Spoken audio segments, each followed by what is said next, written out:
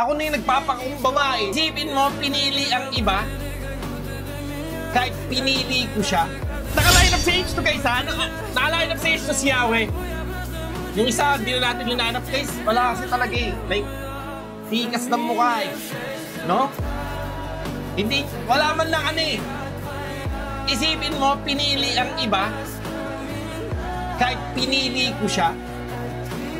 Ako na yung nagpapakumbaba eh. Jay, sabi ko, Jay, huwag natin gawin to, nakakahiya sa mga tao. Sabi ko saan, Jay, nakakahiya sa mga tao. Kailangan na natin magbati. Sabi niya, hindi! Hindi tayo magbabati. Kasi mukha ka daw. Sabi ko, Jay, wala din naman tagog nung huwag di pagawa ilong mo ah. Di ba? Sabi ko, paano pag umuwi si Basic ng Pilipinas, ang laki na ng katawan, hinamon ka. Sinong aano?